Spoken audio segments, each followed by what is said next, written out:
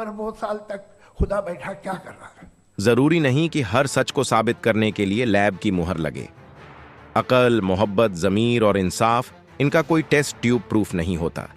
फिर भी पूरी इंसानियत इनके वजूद को मानती है। अगर दुनिया का दुख और तकलीफ खुदा के न होने का सबूत होते तो इंसाफ की हर मांग बेमानी होती।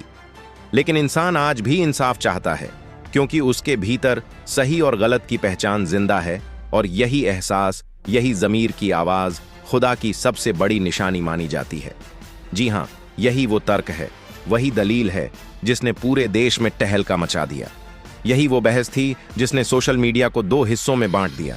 और यही वो पल था जब खुद को नास्तिक घोषित कर चुके मशहूर शायर और लेखक जावेद अख्तर को एक युवा मुफ्ती के सामने अपनी बात कहते कहते रुकना पड़ा।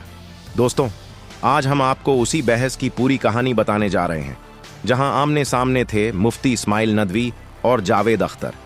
सवाल सिर्फ एक था, क्या भगवान का अस्तित्व है या नहीं। एक तरफ थे दशकों का अनुभव रखने वाले जावेद अख्तर, जो साइंस और लॉजिक को अपने सबसे बड़े हथियार के रूप में पेश कर रहे थे, तो दूसरी तरफ थे युवा इस्लामिक स्कॉलर मुफ्ती इस्माइल नदवी, जिन्होंने अपनी शालीनता और मजबूत दलीलों से बहस की दिशा ही बदल दी। लेकिन सबसे बड़ा सवाल यही है, बहस के बाद जावेद अख्तर ने अपनी चुप्पी क्यों तोड़ी। क्या कैमरे के सामने वो इस बहस में पीछे रह गए थे? क्या मुफ्ती इस्माइल के तर्कों का उनके पास कोई जवाब नहीं था? और आखिर उन्होंने अपने बयान में क्या कहा? तो बने रहिए हमारे साथ, क्योंकि आज हम खोलने जा रहे हैं इस पूरी बहस की परतें। दोस्तों, बहस की शुरुआत होती है दिल्ली के कॉन्स्टिट्यूशन क्लब से, जहां एक हाई प्रोफाइल और सम्मानजनक बौद्धिक चर्चा का आयोजन किया गया था। इस बहस को मॉडरेट कर रहे थे जाने माने पत्रकार सौरभ द्विवेदी। सवाल वही, क्या भगवान का अस्तित्व है? हॉल में बैठे दर्शकों के अलावा लाखों लोग इसे ऑनलाइन देख रहे थे, क्योंकि ये कोई साधारण चर्चा नहीं थी। ये थी दो अलग अलग विचारधाराओं के बीच एक जबरदस्त बौद्धिक टकराव। जावेद अख्तर ने अपने पक्ष में कहा कि धर्म प्राचीन अज्ञानता का परिणाम है और सच्चाई तक पहुंचने का एकमात्र रास्ता विज्ञान है। उनका मानना था कि जिसे साइंस साबित न कर सके उस पर भरोसा करना अंधविश्वास है। वहीं मुफ्ती इस्माइल नदवी ने कहा कि साइंस खुदा को डिस्प्ले नहीं कर सकती, क्योंकि खुदा का अस्तित्व किसी साइंटिफिक एक्सपेरिमेंट का विषय ही नहीं है। यह फितरत का सवाल है, अकल का सवाल है, जमीर का सवाल है। बहस आगे बढ़ती है और मुफ्ती इस्माइल अपनी पहली दलील रखते हैं। वो कहते हैं, हर चीज जो मौजूद है जरूरी नहीं कि उसे लैब में दिखाया जाए। अकल को आप किस मशीन से मापेंगे, मोहब्बत को किस इंस्ट्रूमेंट से टेस्ट करेंगे, जमीर को आप किस लैब में ले जाएंगे? क्या इंसाफ का कोई केमिकल फॉर्मूला होता है? फिर भी कोई इन सब का इनकार नहीं करता। तो फिर खुदा के मामले में यह कैसे कहा जा सकता है कि अगर वो दिखाई नहीं देता तो मौजूद ही नहीं है? यह सुनते ही हॉल में सन्नाटा छा गया। लोगों ने इस तर्क को पहली बार इस तरह सुना था। इसके बाद मुफ्ती इस्माइल एक और गहरा सवाल उठाते हैं। वो कहते हैं, अक्सर नास्तिक ये पूछते हैं कि अगर खुदा है तो दुनिया में इतना दुख, इतनी तकलीफ क्यों है? बच्चे भूखे क्यों मरते हैं? बीमारियां और जुल्म क्यों होते हैं? मगर मुफ्ती साहब इस दलील को पलट देते हैं। वो कहते हैं, अगर दुख और तकलीफ खुदा के न होने का सबूत होती तो इंसाफ की मांग ही बेमानी हो जाती। जब आप कहते हैं कि ये गलत है तो आप किस आधार पर कहते हैं? अगर सब कुछ सिर्फ बायोलॉजी और केमिस्ट्री है तो फिर जुल्म गलत क्यों है? वो भी तो एक नेचुरल प्रोसेस ही हुआ।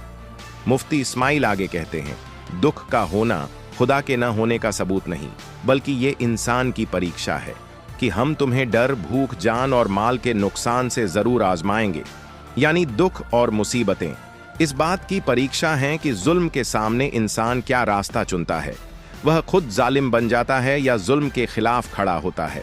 और यही चुनाव साबित करता है कि इंसान के अंदर एक नैतिक कंपास मौजूद है, एक जमीर है जो सही और गलत में फर्क करता है। और यही खुदा की सबसे बड़ी निशानी मानी जाती है। दोस्तों, इस तर्क के बाद माहौल पूरी तरह बदल चुका था। लोग समझने लगे थे कि मुफ्ती इस्माइल सिर्फ भावनाओं में बहने वाले नहीं हैं, बल्कि वो अक़द्ल और फितरत दोनों को साथ लेकर चल रहे हैं। उनकी आवाज में न ऊंचापन था, न कटाक्ष, बस सुकून से रखे गए ऐसे सवाल थे जिनके बाद इनकार करने वाले को भी ठहर कर सोचना पड़ा। जावेद अख्तर ने भी अपने तर्क सामने रखे। उन्होंने कहा कि नैतिकता इंसानी इवोल्यूशन का हिस्सा है जो सामाजिक जीवन को बनाए रखने के लिए विकसित हुई है। लेकिन मुफ्ती इस्माइल ने इस पर भी सवाल खड़ा किया, अगर नैतिकता सिर्फ सर्वाइवल के लिए है तो फिर कोई इंसान अपने फायदे के खिलाफ जाकर सच क्यों बोलता है?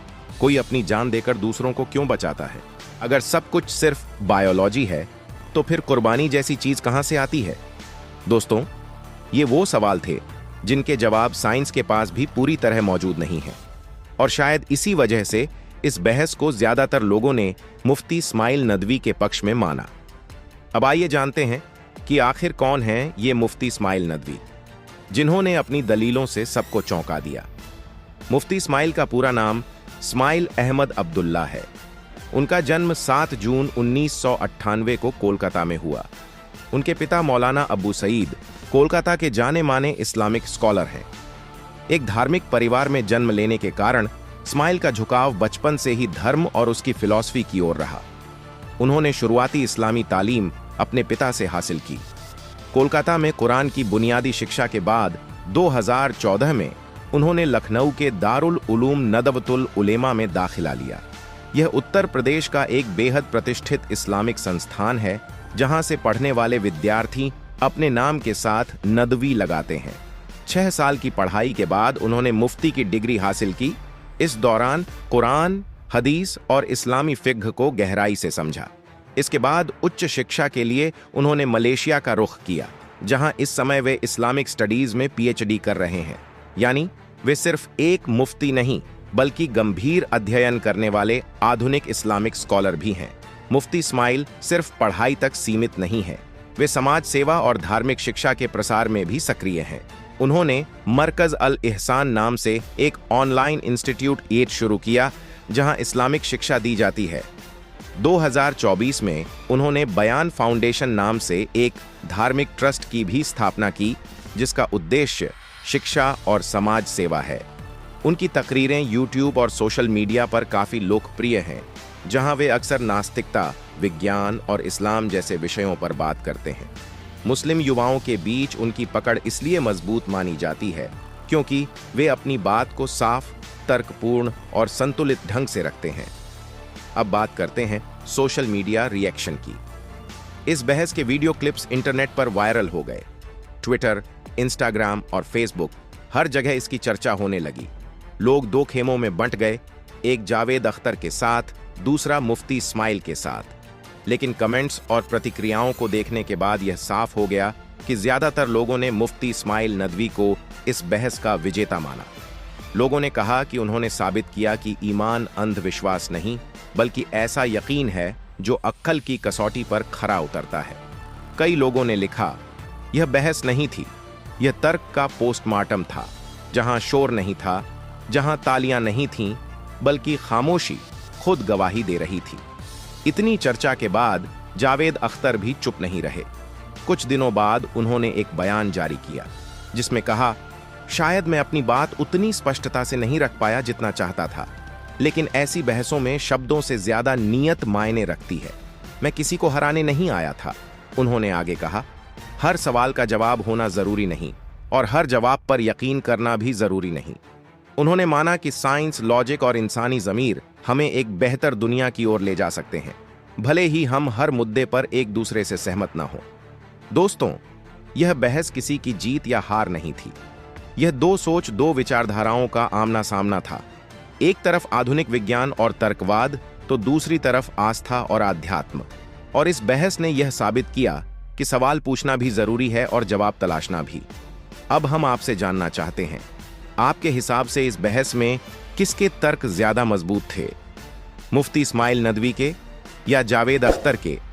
कमेंट सेक्शन में अपनी राय जरूर बताइए और अगर वीडियो पसंद आया हो तो लाइक और शेयर करना न भूलें।